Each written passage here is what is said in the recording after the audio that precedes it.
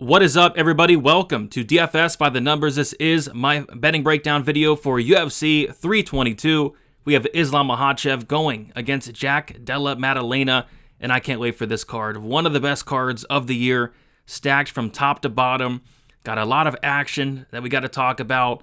And yeah, I can't wait for these fights Saturday. So before we get into it, if you guys can do me a couple favors, like the video. One small like goes a very long way. Be sure to subscribe to the channel. Trying to reach 30K by the end of the year. We are 230 subs away from 30K, so help me out.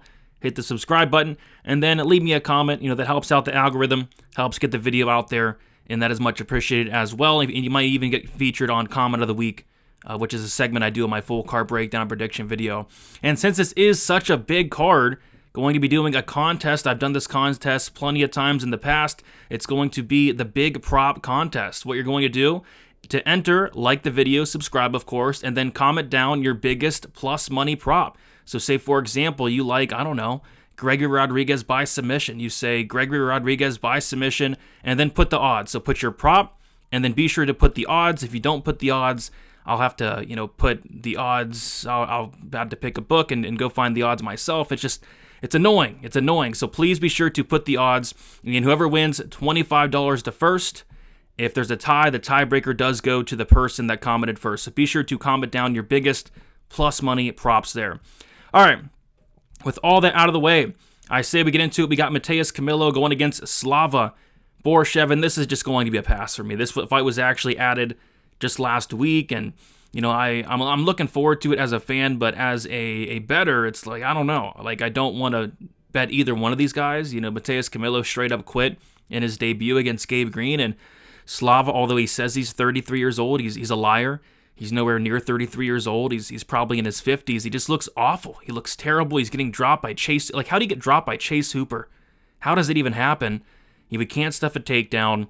So I don't trust Camilo to be able to put together a 15-minute performance, and I don't trust the chin or takedown defense of Slava. It's an easy pass from a moneyline standpoint, and then in terms of the fight doesn't go to decision, and the under 2.5 is probably my favorite look, but they're kind of pricing me out on it. The under 2.5 at -165. Slava has no quit in them, and I could see it being like a frustrating fight to bet an under on. So I'm fine with staying away on this fight. I gotta go Camilo just because he's fighting a 60-year-old, but he's also a quitter, so I don't know. Next, we got Bossinger. Susurkaev going against McConico, and this fight's interesting. A lot of people are crapping on Susurkaev this week. Like, it's kind of, like, honestly, it's kind of weird. Like, a lot of people are talking crap about Susurkaev, calling him a fraud, and I just don't understand that. Like, he's only 24 years old, and yeah, he got hurt in his last fight, but, I think that was a good thing. He was playing around too much, hands down, smiling. Like, wipe that smile off your face, Susurkaev. You're in a fight. Why are you smiling, dude? And he got hurt. But, Eric Nolan would destroy Eric McConico. So I think the line's warranted, and quite frankly, I thought the line would have been wider against Eric McConico, who has less volume than William Knight, who has no durability, who hates getting hit, and he's been knocked out in all three of his losses. So for me, this is Susurkaev, and he really shouldn't screw this up. So I like Susurkaev.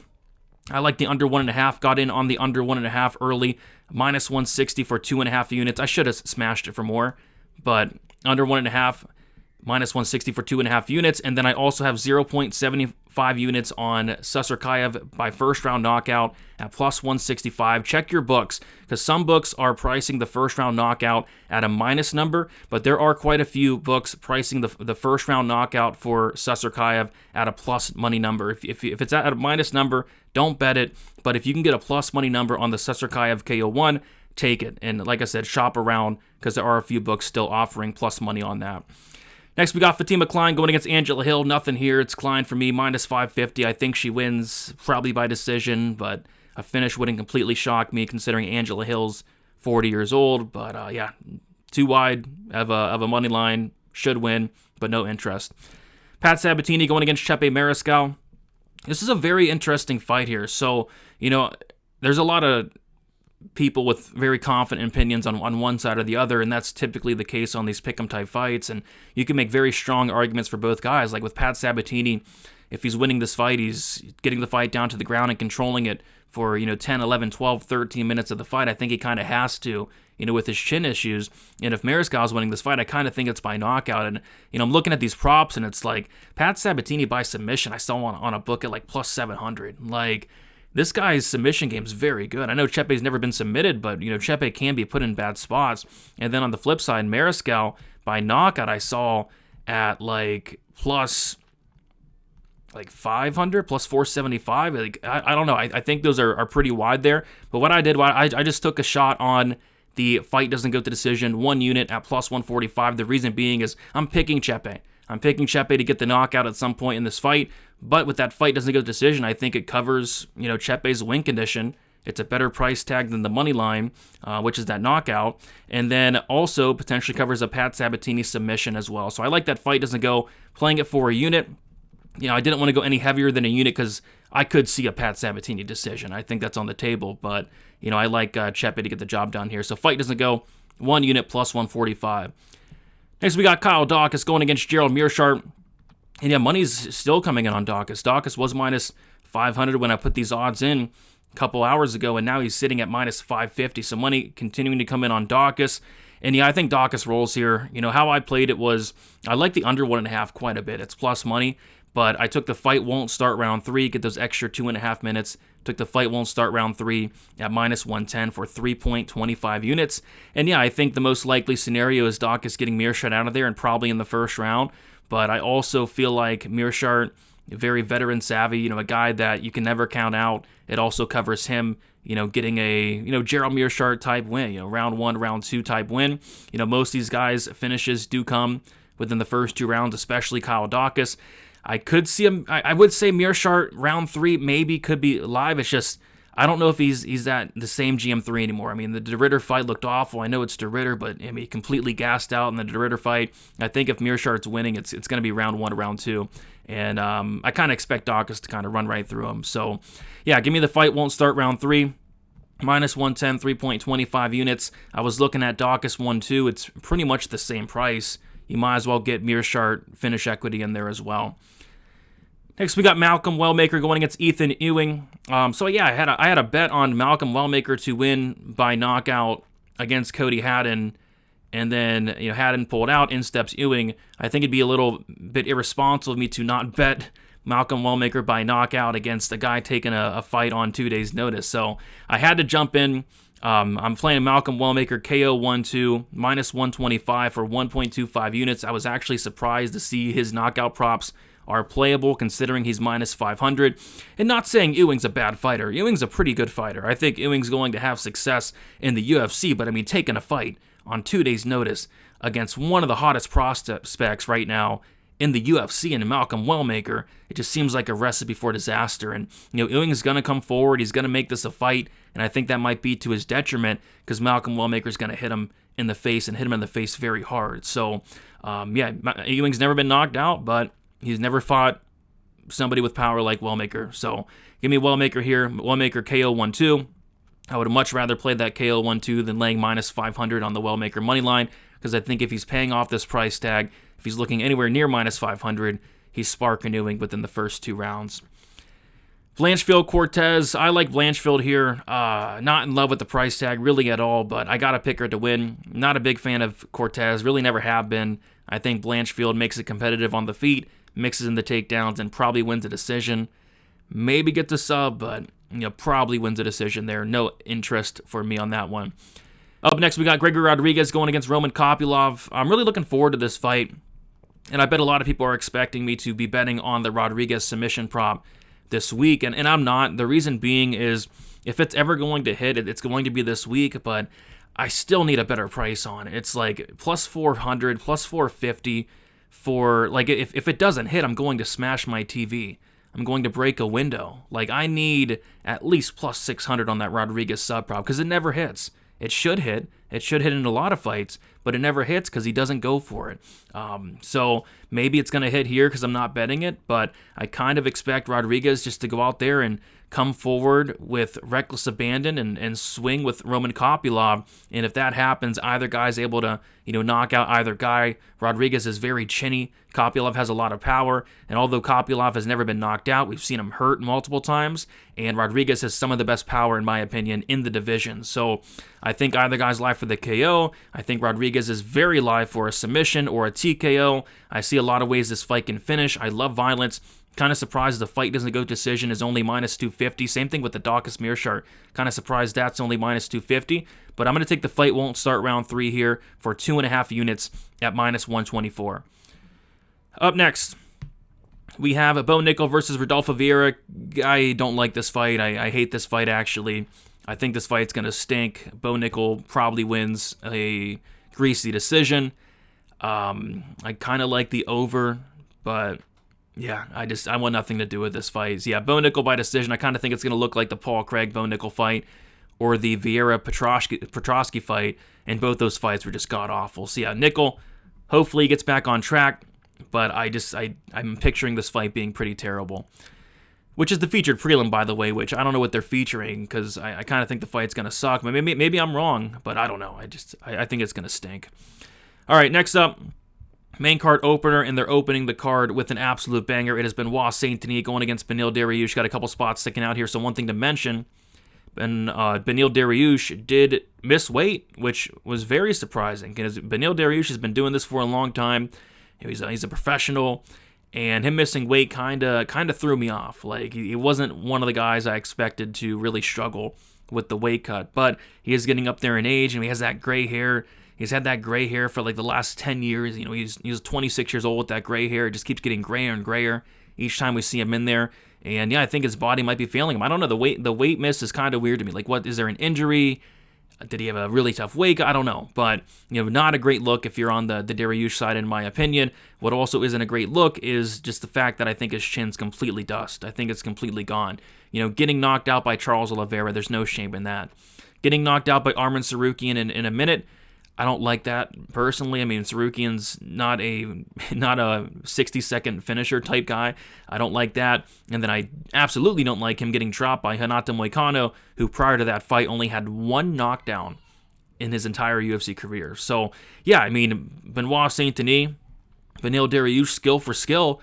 Yeah, I think Beneil Dariush probably is a more skilled fighter. I mean, Beneil's incredible in great anti-grappling.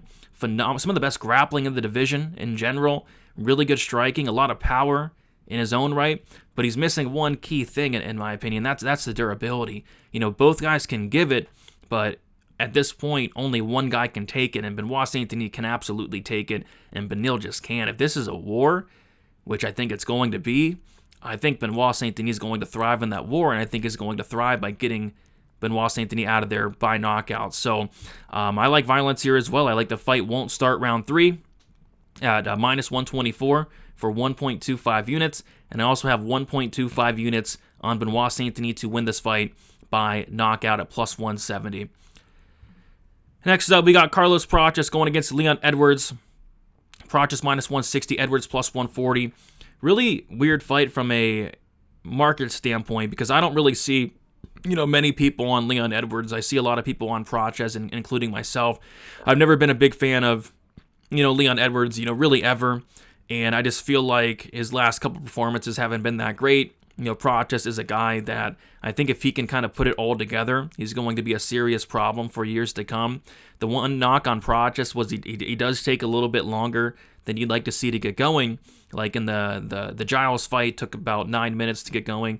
In the Gary fight, took him, 22 and a half minutes to get going. But I think that Gary fight was great for Prates. I think he learned a valuable lesson in terms of, he needs to go, and he needs to go now. And if he goes in this fight, if he shows some urgency, if he pressures Edwards, I think he's going to be the first person to knock out Leon Edwards. Edwards has never been knocked out in his entire career. We've seen him hurt, but he's never been knocked out.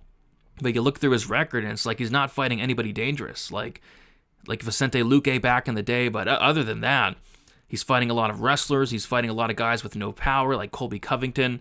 And, I expect Prates to be, I know Prates is the hardest hitter that Edwards has ever faced by a mile. So, yeah, I like Prates here. I like Prates inside the distance and by knockout. There's not much of a difference between the inside the distance and the KO.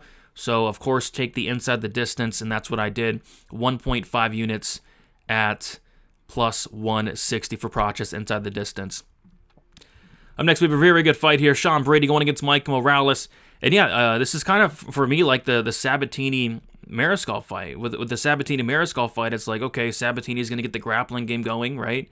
Or he's going to get knocked out. And kind of the same thing here for me. It's like Brady is going to get the grappling going, and if he does, man, I mean, Brady is one of the best grapplers in the division. This guy's grappling is unbelievable. The wrestling, once he gets on top of you, he's a serious problem. Like, if Brady gets Morales down to the ground and is able to implement that game plan, and I think he could submit Michael Morales. I truly do. I think Brady by submission could be a look if you're on the Brady side. On the flip side, Michael Morales has a ton of power, and the one time we saw Brady finished, it was by knockout against Belal Muhammad, who has no power whatsoever. So, I mean, if Brady's not able to get the grappling going, I think Morales is very live for a knockout, and that's around plus 250, plus 300. So, just like the Chepe fight, Sabatini fight, I like the fight doesn't go here at plus money. I have 1.25 or 1.5 units on the fight doesn't go to decision at plus 105. And yeah, there's a couple books still out there with that fight doesn't go at plus money. Really hasn't moved throughout the week, and I think it makes a lot of sense. I could definitely see a Morales KO, and I can definitely see a Brady sub. So really like violence at plus money there. And then we got the co-main event. We got Valentina Shevchenko going against Zhang Weili. Tough fight to call. I love this fight. I love both fighters, but I don't know what's going to happen here. Valentina, the natural flyweight, I feel like size might play a factor here potentially. I feel like this fight's going to absolutely come down to who is the fighter that's able to establish top control. I lean Valentina just because we've seen, Zhang Weili taken down multiple times by fighters like, even Yan Jianan took her down, but Rose Namajunas took her down 5 times. We saw, Tatiana Suarez take her down. I think Valentina probably is the one being able to get on top here, but I don't know. It's tough to count out either one of these fighters. I don't want to bet against either one of these fighters, so I'm just going to sit back and enjoy this one and see if Valentina can, keep the belt, or if Zhang Weili can go up a division and get the belt. So, yeah, I'm leading Valentina. I don't want to lay chalk on her. I don't want to bet against Zhang, and there's really no prop sticking out, so easy pass for me. And then we got Islam Makhachev going against Jack Della Maddalena. And I like Islam here.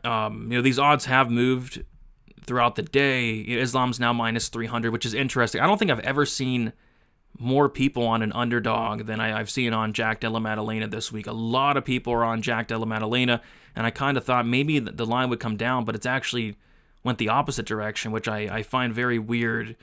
Because I don't know really many people laying minus 250 on Islam, whereas I see like a lot of people on Jack Della Maddalena. But for me, I think my favorite look is just the fight doesn't go to decision. Quite frankly, I'm shocked that it's only minus 160, minus 155. Like, I don't get that. Both guys have never lost a decision. Jack's been finished, and I know they were a long time ago, but Jack's been finished in both of his losses. Islam's been finished in his only loss. I could see a Jack Della KO, especially if Islam's not able to get the grappling going. And I could absolutely see an Islam sub. I think an Islam sub is extremely on the table. We've seen Jack Della put into bad spots. We've seen Jack Della put into multiple deep submissions. We've seen him put into a deep darce, two deep head and arm chokes. And it's like, if Islam gets you in these same positions, like, Jack's making a lot of mistakes that somebody like Islam's going to capitalize on, I got to believe. So, yeah, I like violence here. I'm on the fight doesn't go to decision, minus 156 for 2.5 units. And then I also took a 0.75 unit shot on Islam Makhachev to win by submission at plus 190. I think if Islam's winning, I think that's how he wins. I think he's snatching something up, maybe a darce, maybe a head and arm, maybe a rear naked choke. But I think if Islam is paying off this price tag, he's winning by sub. I don't mind Jack Della by KO. Like I said, Jack by KO, late rounds, I don't mind as well. But yeah, fight doesn't go to decision. Probably my favorite look in the main event. All right, we'll do a quick recap before we get out of here. Yeah, like I said, fight doesn't go in the main event. Islam sub. Fight doesn't go in the Brady Morales fight. Prates is inside the distance. I like the fight won't start round 3 in the Saint-Denis Dariush fight. I like Saint-Denis to win by knockout. Rodriguez Kopylov fight won't start round 3. Malcolm Wellmaker to win in rounds 1 or rounds 2 by KO. I like that. I like Daukaus Meerschaert fight won't start round 3. I like the fight doesn't go in Sabatini Mariscal. And then I like Susurkaev McConico under 1.5. And then Susurkaev to win by first round knockout. A lot of violence sticking out this card because it's a violent card. I expect a lot of finishes. I expect a lot of people to get served.